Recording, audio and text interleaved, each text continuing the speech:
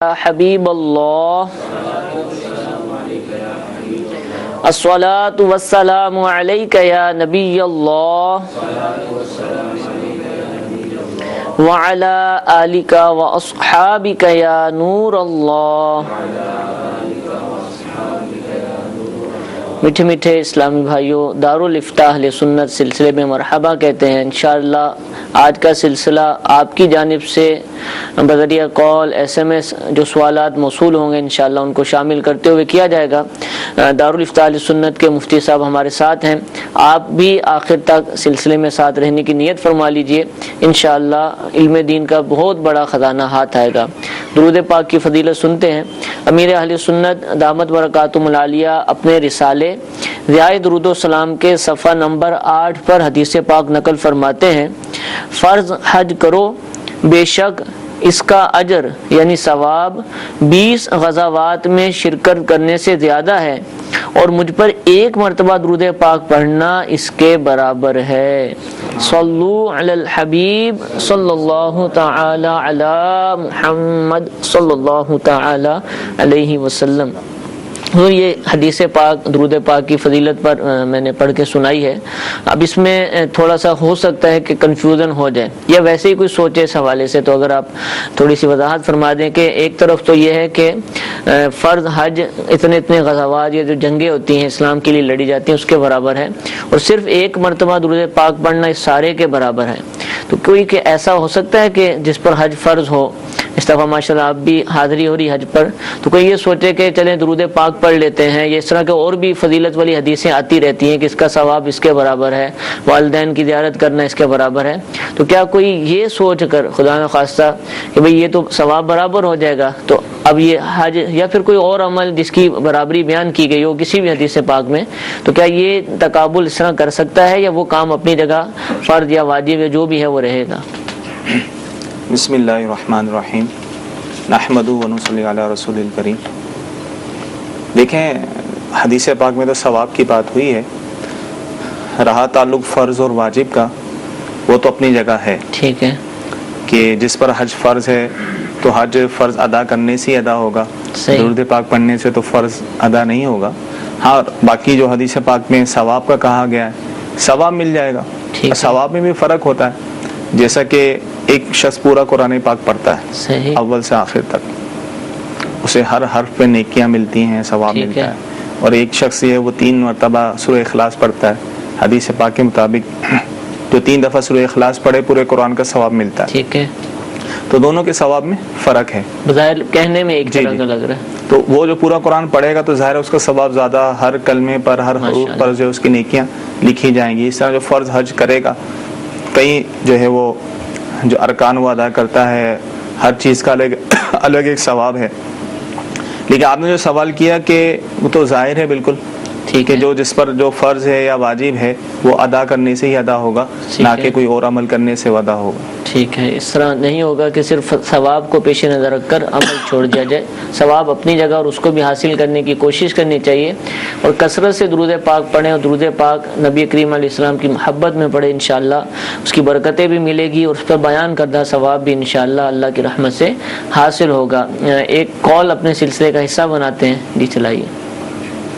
محمد شہباز انصاری لاہور سے بات کر رہا ہوں۔ میرا سوال یہ ہے، ایک کرایہ دار آدمی وہ قربانی اپنی کر سکتا ہے یا نہیں؟ کرایہ دار، اب یہ ہو سکتا ہے کہ کرایہ دار کیونکہ عام طور پر اتنے امیر نہیں ہوتے ہیں لیکن امیر بھی ہوتے ہیں، تو کیا حکم ہے؟ دیکھیں قربانی تو ہر مسلمان بالغ مرد و عورت مقیم مالک نصاب پر واجب ہے، تو اس میں کہیں بھی اپنا مکان ہونا یا کرائے کا مکان ہونا یہ بیان نہیں کیا گیا۔ ٹھیک ہے، کئی ایسے ہوتے ہیں جو کرائے کا مکان ہوتا ہے لیکن مالدار ہوتے ہیں، مالک نصاب ہوتے ہیں، اور کئی ایسے ہوتے ہیں جن کا اپنا مکان ہوتا ہے لیکن خود شریف فقیر ہوتے ہیں، زکوٰۃ کے مستحق ہوتے ہیں، تو یہ چیز نہیں دیکھی جائے گی۔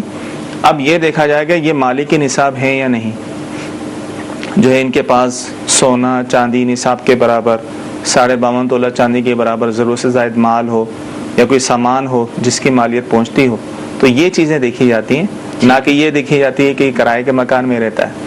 ہو سکتا ہے اس حوالے سے ان کو کنفیوژن ہو کہ وہ حاجت سے زائد جس کا مکان ہے کہ ایک شخص ہے، اس کا حاجت کا مکان ہے، ایک سے زائد مکان ہو، اب وہ چاہے اس نے کرائے پہ دیا ہوا ہو یا ویسے ہی رکھا ہوا ہو، خالی زمینیں ہوں، تو ان کی موجودگی میں جو ہے وہ قربانی واجب ہوگی. لیکن ایک شخص خود ہی کرائے کے مکان میں رہتا ہے تو اس پر اگر وہ مالک نصاب ہے تو قربانی واجب ہوگی، ورنہ نہیں. ٹھیک ہے، مالک نصاب بھی بتا دیں اگرچہ ہم بار بار تو بتاتے رہتے ہیں.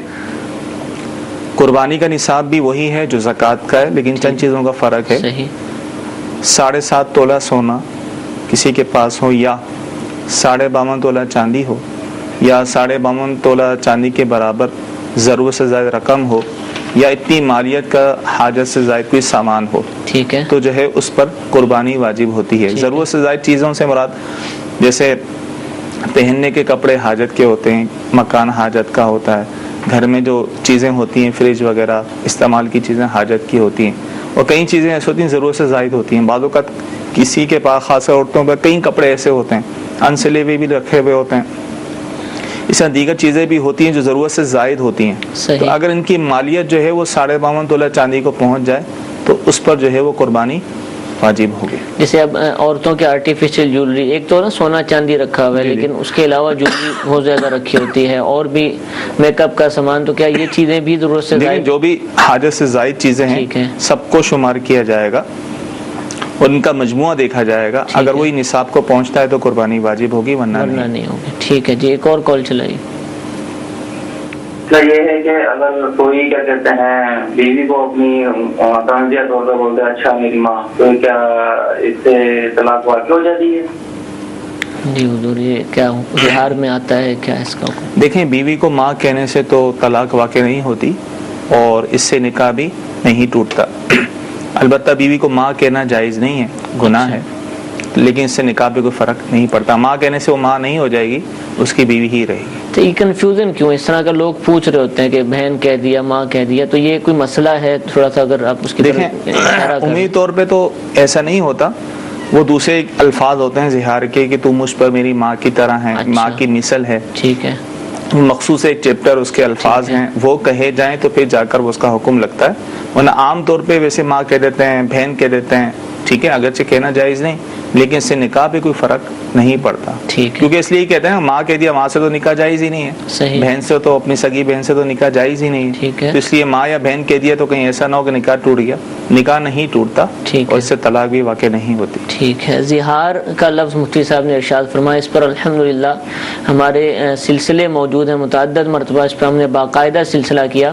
آپ دعوت اسلام کی ویب سائٹ پر جو دارالفتا کا پورشن ہے وہاں پر جا کر سرچ کریں گے تو انشاءاللہ زہار کے احکام آپ کو مل جائے گا. اسی طرح جو 63 روزہ فرض علوم کورس عالمی مدنی مرکز فیضان مدینہ میں چند سال پہلے ہوا تھا، اس کا جو ڈیٹا ہے، اس کی میموری کارڈ بھی جاری کیا گیا، غالباً اس کی سی ڈی بھی نکلی. اسی طرح دعوت اسلامی کی امید ہے ویب سائٹ پر بھی ہوگا، اس کے اندر بھی الحمدللہ پورا اس کے حوالے سے ایک بیان کیا گیا. آپ اس کو بھی سن کر اس کے احکام سیکھ سکتے ہیں اور جان سکتے ہیں. اور اگر پھر بھی سمجھ نہ آئے یا معلومات لینا چاہیں تو دارالفتاح اہل سنت کے نمبرز پر آپ کال کیجئے، انشاءاللہ آپ کو وہاں سے رہنمائی مل جائے گی. ایک اور کال سلسلے میں شامل کرتے ہیں، یہ چلائیے. مفتی صاحب سے میرا سوال یہ ہے کہ میری والدہ ہے عمر رسیدہ ہے، وہ حج اور عمرے کے لیے ان کے لیے محرم ہونا لازمی ہے یا وہ قافلے وغیرہ میں رہنا سفر کر سکتے ہیں؟ روشنی کا عمر رسیدہ عورتوں کے لیے بھی کیا محرم ضروری ہے؟ دیکھیں، جس عورت کو شرعی سفر کرنا پڑے، چاہے وہ حج عمرے کے لیے ہو یا کوئی اور سفر ہو، شرعی سفر سے مراد وہی 92 کلومیٹر یا اس سے زیادہ کا سفر ہو، تو اس عورت کے لیے محرم شوہر یا محرم ہونا یہ شرط ہے. اب اس میں عمر کی کوئی قید نہیں ہے، کوئی چاہے کتنی بوڑھیا ہو، کتنی بڑی عمر کی عورت ہو، 100 سال کی کیوں نہ ہو، تو اس کے لیے بھی شرعی حکم یہ ہے کہ اب وہ شرعی سفر کرے گی تو اس کے ساتھ اس کا شوہر یا محرم ہونا ضروری ہے، ورنہ اس کا سفر کرنا جائز نہیں ہوگا، حرام ہوگا. تو اسی طرح حج و عمرے کے لیے کوئی شرعی سفر کر کے عورت جا رہی ہے تو اس کے لیے بھی یہی حکم ہے، جائے گی گناہگار ہوگی، اور بلکہ علماء نے یہ لکھا ہے کہ ہر قدم پہ گناہ لکھا جائے گا. تو اس معاملے میں عمر کی کوئی قید نہیں ہے. بعض لوگوں کو یہ کنفیوژن ہے کہ اب تو عمر اتنی زیادہ ہوگی، اب پردے کا معاملہ نہیں ہے، حالانکہ شریعت نے ایسی کوئی قید لگائی نہیں ہے.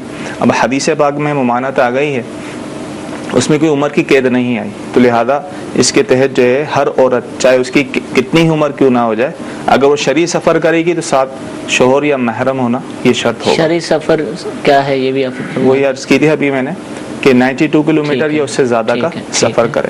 اب ظاہر ہے اور ویسے بھی دیکھیں عمومی طور پہ سوال لوگ جب کرتے ہیں حج عمرے کی باری ہے، حالانکہ اس کا تعلق حج عمرے سے نہیں ہے، ٹھیک ہے، اس کا تعلق سفر سے ہے، کوئی سا بھی سفر ہو، کوئی سا بھی سفر۔ اب چاہے اپنے پاکستان میں ہی ایک شہر سے دوسرے شہر جا رہے ہیں، ٹھیک ہے، جیسے کراچی سے حیدرآباد جا رہے ہیں، ظاہر 90 کلومیٹر سے زیادہ ہے، یہاں بھی عورت جو ہے بغیر محرم کے سفر کرنا اس کا جائز نہیں ہوگا، شوہر یا محرم ہونا شرط ہوگا، تو اس کا تعلق سفر سے ہے، حج عمرے سے نہیں ہے۔ ٹھیک ہے، اب کوئی عورت مکے میں ہی رہتی ہو، ٹھیک ہے، مکے کی رہنے والی ہو تو وہ حج بھی کر سکتی ہے بغیر محرم کے، عمرہ بھی کر سکتی ہے، کیونکہ اس کو وہ شرعی سفر اتنا کرنا نہیں پڑے گا، ٹھیک ہے، تو لہذا تعلق اس کا سفر سے۔ صحیح۔ تو عمومی طور پہ حج عمرے کے معاملے میں بڑی تھوڑا احتیاط کرتے ہیں، پوچھتے ہیں، لیکن عام سفر کے بارے میں نہیں پوچھتے۔ گاؤں میں جانا ہو، پنجاب جانا ہو، جہاں وہ رہتے ہیں تو اپنے کسی رشتہ دار کے ساتھ بھیج دیں گے، کوئی آ رہا ہوگا تو اس کے ساتھ وہ آ جائے، حالانکہ اس کا وہ محرم نہیں ہوتا، نہ شوہر ہوتا ہے، تو اس کا تعلق سفر سے ہے، تو اس معاملے میں ہمیں ہر جگہ احتیاط کرنی چاہیے۔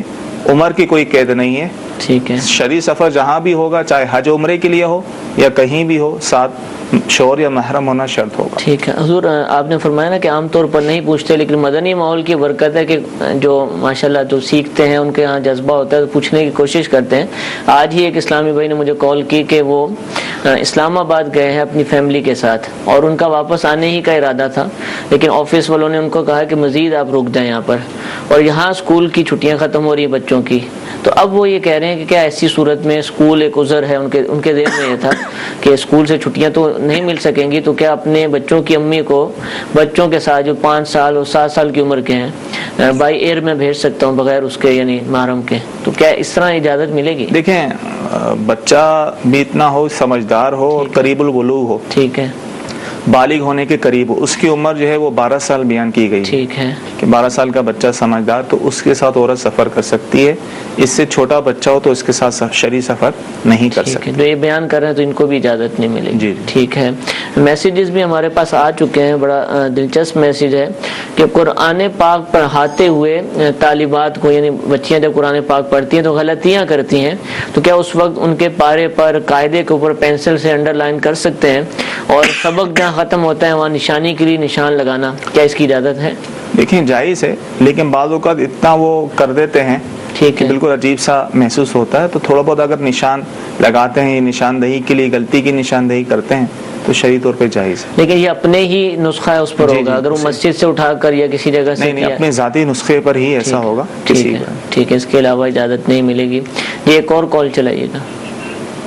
میں فہیم بات کر رہا ہوں جدہ سے۔ میں نے یہ پوچھنا تھا کہ پچھلے 2 سال پہلے ہم لوگ حج پہ گئے تھے 23 ذی القعدہ کو، تو ہمارے پر کیا دم واجب ہو گئے کہ نہیں؟ یہاں سے احرام نہیں باندھ کے گئے تھے۔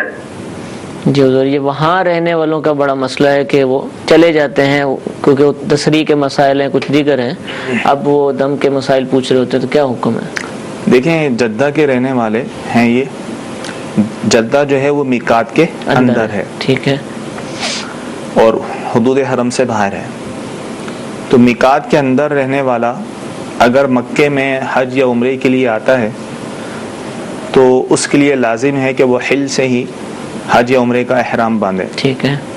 اگر وہ نہیں باندھتا اور بلکہ مکے میں آ کر باندھتا ہے تو اس صورت میں جو ہے اس پر دم لازم ہوگا، جو کہ حدود حرم میں ہی دینا ہوگا۔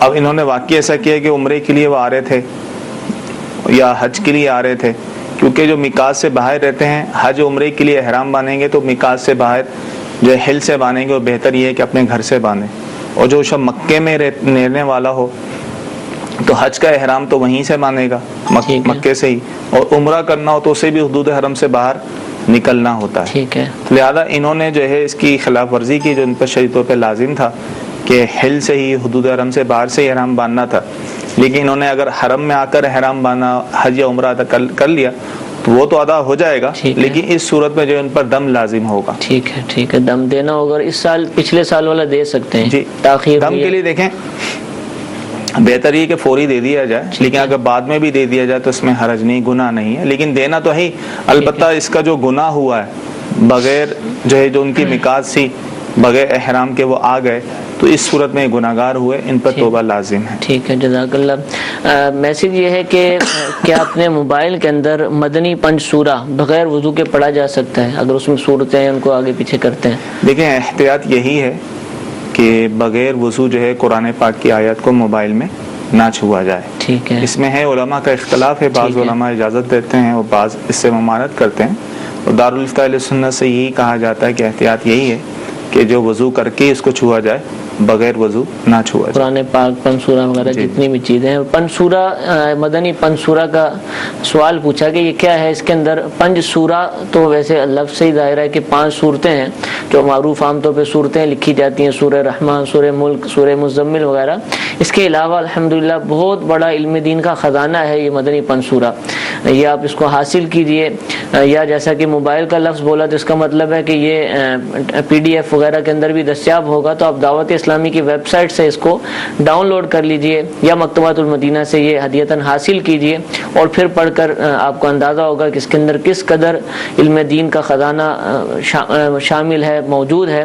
انشاءاللہ بہت زیادہ فوائد ہوں گے، ہر گھر کے اندر یہ کتاب ہونا نہایت فائدہ مند ہے، اور یوں سمجھ لیجیے کہ ضروری ہے، بہت ساری معلومات والی باتیں پتہ چلیں گی۔ ایک اور کال سلسلے میں شامل کرتے ہیں، جی چلائیے۔ سید مدرس ساری راولپنڈی سے آپ کا نام، ہمیں یہ بتائیں جن کی پہلے فلائٹ مدینہ کی ہے، ممبئی کی جائیں گے، وہاں قیام کرنے کے بعد جو مکہ جائیں گے تو کیا وہ حج کران کا احرام باندھ سکتے ہیں یا ان کو حج تمتع کرنا ہوگا؟ جزاکم اللہ خیر۔ آمین آمین۔ جی حضور، دیکھیں جو علماء نے اس کی اجازت دی ہے، اب کوئی جو ڈائریکٹ جو ہے یہاں سے مدینہ شریف جا رہا ہے اور حج کے دنوں میں وہ حج کران کا احرام باندھتا ہے، یعنی حج کران وہ کہ حج عمرے کا ایک ساتھ احرام باندھنا، تو مدینہ شریف سے جو ہے وہ حج کران کا احرام باندھ سکتا ہے۔ ٹھیک ہے، باندھا جا سکتا ہے۔ میسج یہ پوچھا گیا ہے کہ کیا کالا کتا شیطان ہوتا ہے اور اس کو گھر میں رکھ سکتے ہیں؟ کوئی ایسا ہے کوئی اسلامی طور پر تو کہا جائے ابھی جو کالا کتا ہے وہ شیطان ہی ہوگا؟ دیکھیں کتا گھر میں رکھنے کے حوالے سے تو ویسی ممانعت ہے، ہاں واقعی حفاظت کی غرض سے ضرورت کے تحت اگر رکھا جا رہا ہے تو اس کی شرعاً اجازت ہوگی، ورنہ کتا پالنا یہ شرعی طور پہ جائز نہیں ہے۔ ٹھیک ہے، کیا پیسے ادھار لے کر قربانی کی جا سکتی ہے؟ کی جا سکتی ہے، اگر کسی پر قربانی واجب ہے اور فی الوقت پیسے نہیں ہیں تو پیسے ادھار لے کے بھی قربانی کر سکتا ہے۔ ٹھیک ہے، جزاک اللہ۔ جی ایک اور کال کی طرف بڑھتے ہیں، چلائیے۔ نماز کے دوران آنکھیں بند کر کے نماز پڑھی جا سکتی ہے؟ کیونکہ بعض جگہوں پر لکھا ہوا ہے کہ بعض جگہوں پر کہتے ہیں نماز یا قیام میں یا تشہد میں یا رکوع میں آنکھیں بند نہیں کرنی چاہیے۔ اور دوسرا سوال یہ ہے کہ پائنچے جو ہیں وہ اپنے فولڈ کر سکتے ہیں، پینٹ کے پائنچے نیچے سے اپنے فولڈ کر سکتے ہیں ایڑیوں سے اونچے کرنے کے لیے، یا پھر شلوار کو جو ہے وہ فولڈ کر سکتے ہیں؟ اس کے بارے میں برائے مہربانی وضاحت فرما دیجیے۔ 2 سوال انہوں نے پوچھے۔ دیکھیں آنکھیں بند کر کے نماز پڑھنا ویسے تو مکروہ ہے، ٹھیک ہے، لیکن اگر کوئی شخص اسے آنکھیں بند کرنے کی وجہ سے خضوع حاصل ہوتا ہے تو اس صورت میں اس کے لیے آنکھیں بند کر کے نماز پڑھنے میں کوئی حرج نہیں بلکہ افضل ہے، یعنی اس کی توجہ اچھی رہتی ہے، خضوع حاصل ہوتا ہے تو اس کے لیے افضل ہے کہ آنکھیں بند کر کے پڑھے، ورنہ آنکھیں بند کر کے نہ پڑھے۔ ٹھیک ہے، آنکھیں کھول کے رکھنی چاہیے۔ جی۔ اور دوسرا سوال انہوں نے پوچھا پانچیں فولڈ کرنے کے حوالے سے، تو پانچیں جو ہے وہ فولڈ کرنا وہ جائز نہیں، چاہے وہ نیچے سے اس کو فولڈ کیا جائے، یہ شلوار کو اوپر سے اڑسا جائے، یعنی تو کیونکہ حدیث میں اس کی آئی ہے ممانت، صحیح، کپڑا فولڈ کرنے کی ممانت آئی ہے، تو نماز کی حالت میں جو ہے وہ کپڑا فولڈ کرنا یہ مکروہ تحریمی ہے۔ ٹھیک ہے، مکروہ تحریم مطلب یہ ہوتا ہے کہ اس طرح کیا تو گناہگار ہوگا اور نماز لٹانا واجب ہوگی، تو لہذا بغیر فولڈ کیے ہی اوپر کیے جائیں، اگر نہیں ہوتا تو اس کو ایسے ہی رہنے دیا جائے، اور کوشش کریں کہ شلوار یا پینٹ وغیرہ ایسی سلوائی جائے کہ بغیر فولڈ کیے جو ہے وہ ٹخنوں سے اوپر ہو جائے۔ ویسے مردوں کے لیے سنت تو یہی ہے کہ وہ جو ہے وہ ٹخنے ظاہر ہونے چاہیے، نماز کی حالت ہو یا نماز کے علاوہ۔ ٹھیک ہے، ویسے ہی 5 وقت کی نماز پڑھنی ہے تو ایسا تو مشکل ہے کہ ہر وقت میں وہ، یعنی آپ نے فرمایا کہ عام حالات کے اندر بھی اوپر ہونے چاہیے۔ میسج میں یہ سوال پوچھا گیا کہ کیا گھر کے اندر مختلف شکلوں کے کھلونے رکھے جا سکتے ہیں؟ بھالو، بلی، اس طرح کے آج کل بہت سارے کھلونے ایسے جس سے بچے کھیلتے ہیں، ٹھیک ہے، تو وہ کھلونے گھر میں رکھنا تو جائز ہے. ٹھیک ہے. باقی اگر شو پیس کے طور پہ رکھا جائے اس طرح کسی جاندار کا تو وہ جائز نہیں ہوگا، یعنی ٹھیک ہے، کسی جانور کا رکھا جائے تو وہ جائز نہیں ہوگا. ہاں بچے جس سے کھیلتے ہیں، جو ہے بالو وغیرہ ہوتے ہیں، گڑیا وغیرہ ہوتی ہے، بچے کھیل رہے ہوتے ہیں، پھینک رہے ہوتے ہیں، تو شرعی طور پہ اس میں کوئی حرج نہیں ہے، جائز ہے. اچھا، اس سے پچھلا جو سوال تھا آنکھیں بند کر کے نماز پڑھنے کا، آپ نے فرمایا کہ خشوع و خضوع حاصل ہو تو بند کرے ورنہ کھولے، تو کھول کر کیا کرنی ہے؟ آگے پیچھے دیکھ سکتے ہیں یا اس کا کوئی بھی طریقہ کار ہے؟ جو طریقہ کار ہے کہ قیام کی حالت میں سجدے کی جگہ پر نگاہ ہو، ٹھیک ہے نا، اتحیات میں بیٹھا ہے کہ گود کی طرف اس کی نگاہ ہو، سجدے میں ہے کہ ناک کی طرف ہو، تو جو ہے احکام کے جس رکن میں ہے کہاں اس نے آنکھیں رکھنی ہے وہیں رکھنی ہے. تو آنکھوں کو بھی بلا وجہ اس طرح پھیرنا یہ بھی مکروہ ہے. ٹھیک ہے نا، تو یعنی نیچے جھکا کر رکھیں، پھر وہ اپنی جگہ پر آ جائیں گی خود بخود. ٹھیک ہے جی، ایک اور کال چلائیے.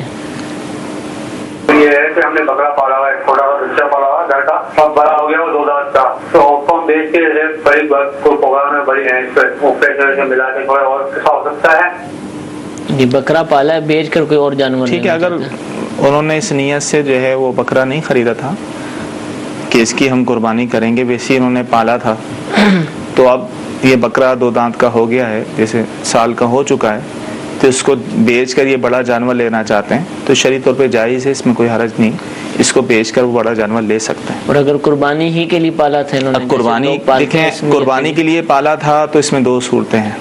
اگر تو وہ شخص خود غنی ہے، صاحب حیثیت ہے، تو اس کے لیے بیچنا جائز ہے. ٹھیک ہے. اور اگر جو ہے وہ شریف فقیر ہے اور اس نے اس نیت سے جانور خریدا کہ میں اس کی قربانی کروں گا، تو اس پر لازم ہے کہ اسی جانور کی قربانی کرے، اب اس جانور کو بیچنا جائز نہیں ہوگا. ٹھیک ہے. سوال یہ پوچھا جا رہا ہے کہ کیا حلال جانور کی اوجڑی پکا کر کھا سکتے ہیں؟ کھائیں گے تو حلال ہی کا، لیکن اوجڑی کا حکم؟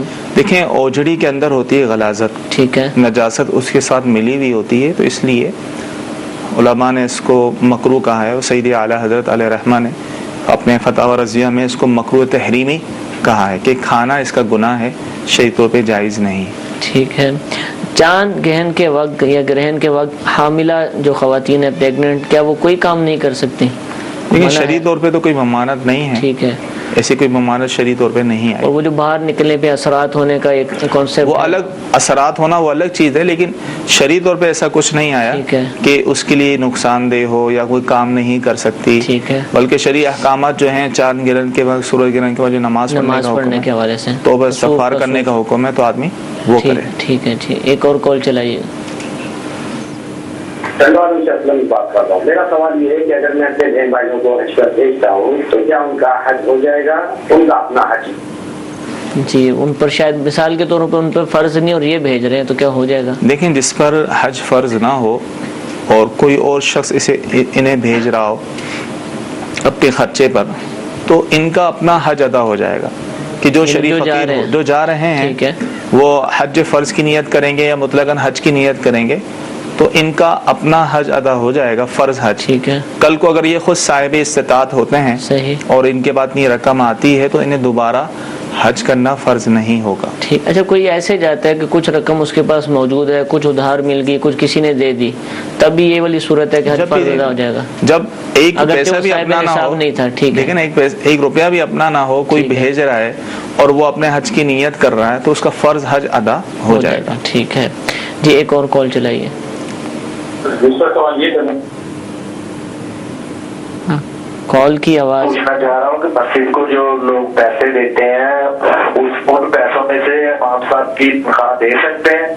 جی، مسجد کے چندے سے امام صاحب کی. دیکھیں، عرف یہی ہے کہ مسجد میں جو لوگ چندہ دیتے ہیں تو اس میں مسجد کی جو اخراجات ہوتے ہیں اس میں خرچ کیا جاتا ہے چندے کو. تو ہمارے ہاں عرف یہی ہے کہ مسجد کے چندے سے ہی امام، مؤذن وغیرہ کی تنخواہ اجرت دی جاتی ہے، مشارہ دیا جاتا ہے، تو شرعی طور پہ جائز ہے. ٹھیک ہے. ٹھیک ہے جی، ایک اور کال چلائیے. میرا سوال ہے کہ اگر سفر میں بھی پوری نماز پڑھی جائے تو اس میں کیا حرج ہے؟ ہاں 2 فالتو ہی پڑھ لیں، کیا جاتا ہے اس میں؟ دیکھیں اگر جان بوجھ کے پوری نماز پڑھیں گے تو گناہگار ہوں گے. اچھا قصر جو ہے یہ لازم ہے. ٹھیک ہے. کوئی بولے یار کوئی مسئلہ نہیں ہے میں 4 ہی پڑھ لوں پوری، ٹھیک ہے. تو گناہگار ہوگا، اسے ثواب نہیں ملے گا، صحیح، گناہگار ہوگا وہ. تو لہذا لازم ہے، ضروری ہے کہ قصر کرے. اگر پوری پڑھ لی ہے یا بھول کر پوری پڑھ لی ہے تو ایسی صورت میں نماز واجب الاعادہ ہوگی، دوبارہ پڑھنی. ٹھیک ہے. پوچھ رہے ہیں کہ کتنا مال ہو تو حج فرض ہو جاتا ہے؟ کتنا مال ہو؟ دیکھیں اتنا مال ہو کہ وہ حج کی ادائیگی کر سکے. ٹھیک ہے. آنے جانے کا خرچہ اور پیچھے جو اس پر جو ہے گھر والوں کا نان و نفقہ لازم ہے وہ چھوڑ کر جائے، تو اتنا کہ آنے جانے میں وہاں رہنے کا خرچہ جو بھی اخراجات ہوتے ہیں وہ کر سکے. اب اس کے لیے ظاہر ہے سرکاری حج کے الگ ایک اماؤنٹ ہے، پیسے ہیں، پرائیویٹ کے الگ ہیں. اب جو سرکاری طور پر ہے وہ حج پہ جا سکتا ہے تو ظاہر ہے وہ سرکاری طور پر ہی اس کو جانا ہوگا. ٹھیک ہے نا. اور سرکاری طور پہ اگر اس کا نام نہیں آیا اور اتنی استطاعت ہے کہ پرائیویٹ بھی جا سکتا ہے تو پرائیویٹ طور پہ اس کو جانا ہوگا. ٹھیک ہے. یہ پاکستان میں اور ملکوں میں اگر گورنمنٹ کا اور سسٹم ہے تو جی بالکل، اس لیے میں نے رقم کی وہ نہیں بتایا، کمی بیشی تو ہوتی ہے، خود ہی پتہ تو چل جاتا ہے، معلومات ہو جاتی ہے کتنا خرچہ لگتا ہے. اب دیکھ رہے میرے پاس کتنا ہے، آسانی سے آنے جانے کا وہ کر سکتا ہے تو اس پر حج فرض ہوگا. ٹھیک ہے. دوسرا بھی سوال انہوں نے پوچھا ہے کہ جانور کی ٹیل یعنی دم کھا سکتے ہیں؟ کھانے کی اجازت ہے؟ اس کا جو گوشت ہے بالکل کھا سکتے ہیں. ٹھیک، اس کو ضائع بھی نہ کیا جائے. بعض دفعہ دیکھا ہے کہ بالخصوص بڑے جانوروں کی وہ کھال کے ساتھ ہی نکل جاتی ہے، لوگ اس کو منع کر رہے ہوتے ہیں. بعض تو بڑے شوق سے کھاتے ہیں، پسندیدہ بک رہی ہوتی ہیں، لوگ خریدتے ہیں تو جائز ہے، اس میں کوئی حرج نہیں. ٹھیک ہے، کھایا جا سکتا ہے. جی ایک اور کال چلائیے گا.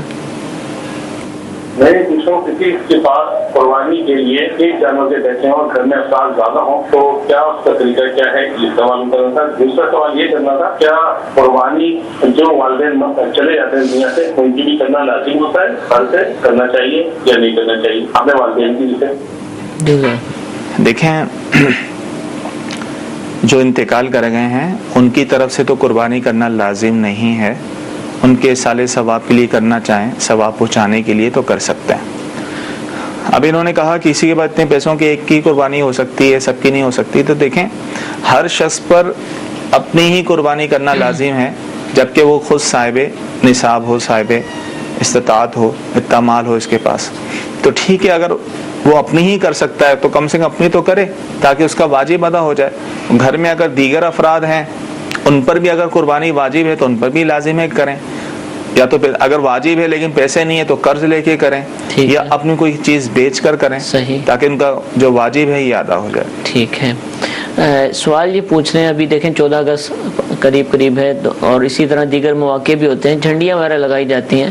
آج کل جھنڈیوں پر تصویریں بھی بنی ہوتی ہیں بعض افراد کی، تو کیا ایسی جھنڈیاں اگر لگی ہوں چھت کے اوپر یا سامنے لگی ہو تو نماز پڑھی جا سکتی اس کمرے کے اندر؟ اس کا کیا حکم؟ دیکھیں نماز تو پڑھیں گے تو نماز تو ہو جائے گی، ٹھیک ہے، لیکن بہتر یہ ہے کہ اس کمرے میں نماز نہیں پڑھنی چاہیے جہاں تصاویر وغیرہ ہوں. ٹھیک ہے. لیکن یہ ایسی تصویر نہیں ہوتی کہ جس کی وجہ سے نماز مکروہ تحریمی ہو، یعنی پڑھنے والا گناہگار مایا نہیں ہوتی، یعنی مایا نہیں ہوتی. دوسری بات یہ ہے کہ پورے قد کی تصویر جو سامنے آویزہ ہوں تو یہ ایک صورت ہے کہ نماز مکروہ تحریمی ہونے کی.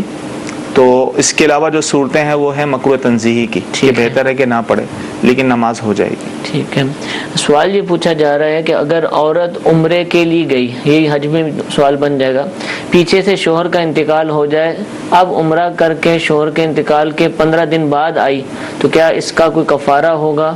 اور دوسرا میں یہ ایڈ کر لوں تو کیا اگر اطلاع ملے تو فوراً واپس آنا ہوگا عدت گزارنے کے لیے یا رکی رہے، کیا کرنا؟ دیکھیں کوئی عورت وہاں پہنچ گئی ہے، اب ظاہر ہے اور شوہر کا انتقال ہو گیا، حکم تو یہ ہے کہ وہیں پر ہی عدت پوری کرے، لیکن ظاہر ہے قوانین کے حساب سے موجودہ دور کے جو ہے ممکن نہیں ہے.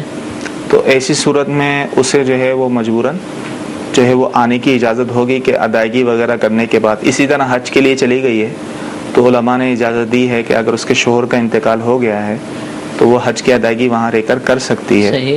اس کے بعد اگر وہاں رہنا ممکن اور ٹھیک ہے، نہیں رہ سکتی تو اپنے محرم کے ساتھ واپسی آ کر اپنے ملک اپنے ملک میں جو ہے وہ آ کر جو ہے اپنے شہر میں جس گھر میں شوہر کے ساتھ رہتی تھی اس گھر میں جو ہے اپنے بقیہ عدت کے ایام پورے کرے. ویسے عدت شروع ہو چکی ہوگی, عدت تو شروع ہو چکی ہے, پابندیاں جو ہاں وہ لازم رہیں گی, سوگ وغیرہ کا سلسلہ, ٹھیک ہے. کیونکہ جس عورت کے شوہر کا انتقال ہو جائے تو اسے 4 مہینے 10 دن عدت گزارنی ہوتی ہے. اگر عورت حمل سے ہو تو وضع حمل تک عدت ہوتی ہے. تو یہ دن سوگ میں گزارنے ہوتے ہیں, یعنی کوئی بناؤ سنگار نہیں کرنا, زیب و زینت نہیں کرنی, ریشمی کپڑے نہیں پہننے, ایک سوگ کی طرح یہ گزارنے ہوتا ہے. لہذا وہ ساری پابندیاں اسی دن سے رہیں گی جس دن سے جو ہے وہ شوہر کا انتقال وہ وہاں تھی, کاؤنٹنگ شروع ہو جائے گی 4 ماہ 10 دن. ایسا نہیں کہ گھر پہنچے گی ایئرپورٹ سے گھر آنے کے بعد شروع ہو گئی, واپسی آنے کے بعد جو بقیہ دن رہ جائیں گے وہ دن اب اس طرح. یہی معاملہ طلاق کی عدت میں بھی ہے, اگر کسی کو طلاق ہو جاتی ہے اس طرح سے تو وہ بھی شروع ہو جائے گی اسی وقت سے, عدت اسی وقت سے شروع ہو جاتی ہے جس وقت. سوال یہ پوچھ رہے ہیں کہ اگر وضو کرتے وقت اذان ہو جائے تو کیا وضو کرنا چھوڑ دیا جائے یا جاری رکھیں؟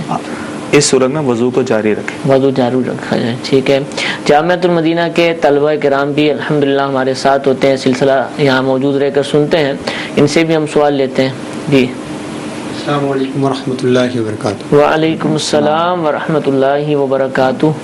صاحب کی بارگاہ میں عرض ہے کہ اگر کسی لڑکی کو شادی کے موقع پر اس کے والدین کی طرف سے جہیز دیا جائے, اگر وہ نصاب کو پہنچتا ہے تو قربانی کس پر واجب ہوگی؟ برائے کرم وضاحت فرما دیجیے. دیکھیں, شادی کے بعد اپنی بیٹی کو جو ہے وہ جہیز دے دیا تو جہیز کی مالک تو وہ بیٹی ہی رہے گی, ٹھیک ہے نا.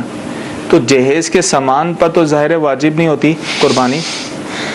ہاں اگر جہیز کے سامان میں جو استعمال کی چیزیں ہیں, جیسے جہیز کے سامان میں جو ہے فریج وغیرہ ہو گیا, پلنگ وغیرہ ہو گیا, صوفے جو استعمال کے ہوتے ہیں وہ تو حاجت کے ہوتے ہیں. اس کے علاوہ کئی چیزیں ایسی ہوتی ہیں, کئی برتن وغیرہ ایسے ہوتے ہیں جو استعمال نہیں ہوتے, سالہ سال استعمال نہیں ہوتے. کئی چیزیں ایسی ہوتی ہیں جو ضرورت سے زائد ہوتی ہیں. تو اگر جو ضرورت سے زائد چیزیں ہیں ان کی مالیت اگر 52.5 تولہ چاندی کو پہنچ جاتی ہے تو اسی عورت پر جس کو شادی میں جہیز ملا ہے اسی پر ہی قربانی واجب ہوگی. ٹھیک ہے. ایک اور سوال طلبہ کی جانب سے وصول کرتے ہیں. السلام علیکم ورحمۃ اللہ وبرکاتہ. وعلیکم السلام ورحمۃ اللہ وبرکاتہ. مفتی صاحب کی بارگاہ میں میرا سوال یہ ہے کہ ایسے جانور کے بارے میں کیا حکم ہے قربانی کرنے کا جس کے کان میں سوراخ کر کے بسا ہوگا ریور میں کہ یہ کیا جاتا ہے, سوراخ کیا جاتا ہے کانوں میں اور دھاگا ڈال کے پرچی لگائی جاتی ہے پہچان کے لیے, تو ایسے جانور کے بارے میں کیا حکم؟ ٹیگنگ کی جاتی ہے پہچان کے لیے, تو اب کیا حکم ہوگا؟ لیکن حکم تو یہی ہے کہ جانور جو ہے وہ مکمل عیب سے پاک ہو, معمولی عیب بھی نہیں ہونا چاہیے, کان میں سوراخ بھی نہیں ہونا چاہیے. اگر کان میں سوراخ ہوا تو قربانی تو ہو جائے گی, البتہ مکروہ تنزیہ ہے, ٹھیک ہے نا. بہتر یہ کہ معمولی سوراخ بھی نہ ہو. ہاں البتہ یہ ہے کان بعض اوقات کٹا ہوا ہوتا ہے. اگر کان تو اتنا کٹا ہوا ہے کہ 1/3 سے زیادہ اگر کان کٹا ہوا ہوگا پھر تو قربانی نہیں ہوگی, اور 1/3 سے کم ہے جیسے آپ کہہ رہے ہیں کہ سوراخ وغیرہ ہوتا ہے تو اس صورت میں قربانی ہو جائے گی. ٹھیک ہے. کالز کی طرف بڑھتے ہیں. جی ایک کال چلائیے. جو شخص اعلانیہ گناہ کرتا ہے اس کی غیبت جائز ہے؟ جو شخص اعلانیہ گناہ کرے تو کیا اس کی غیبت کرنا جائز ہے؟ دیکھیں اب غیبت کس اعتبار سے کی جا رہی ہے دیکھا جائے گا نا.